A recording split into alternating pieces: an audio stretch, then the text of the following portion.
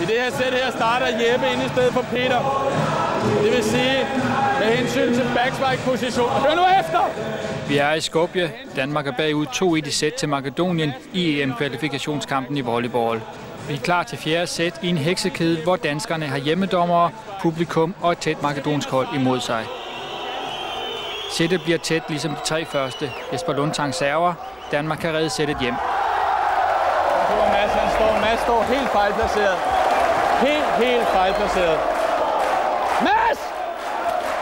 Mads, kig på Ole! Mads! Mads! Mads Berg har placeringsproblemer, men han hæver videre til Jeppe Brink, og Danmark får en ny sætbold. Michael Trolle dirigerer videre fra bænken. Hold serven nu! Hold serven! For satan! Og serven står Mads Berg for.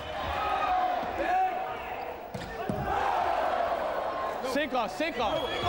Danmark vinder fjerde sæt med 15-13. Vi er med endnu! Nu er vi så! Dejligt, drenge. Bare bliv her. Vi skal ud i femte og afgørende sæt. Nu går vi ind, drenge. Og det her, der er lidt manddomsprøve i det her. Ikke? Det er vinde eller forsvinde. Ikke? Det kan være, at vi tager, så er der ikke noget at gøre ved det. Men vi går kraftedeme ind og spiller nu. Ikke? Femte sæt bliver lige så jævnbyrdigt som de fire første. Makedonien satser, men Danmark har stabilitet i sit spil. I femte sæt spiller man med running score, det vil sige, der scores på alle point. Makedonien udligner.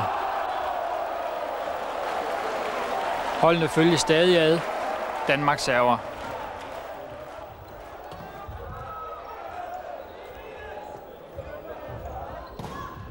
Og her en lille åbning. Danmark kommer på 12-10. Rolig nu! Det er aftalt, at de danske spillere skal spille sikkert og serve sikkert. Ej, for helvede, Peter Lyge. Han springserver. Selvom Peter Lyge springserver, lykkes den. Makedonien får reduceret til 11-13. Jesper Lundtang, 14-11 til Danmark. Og selvfølgelig en timeout. Nu skal vi være meget... Nu skal vi være meget koncentreret om den næste bold.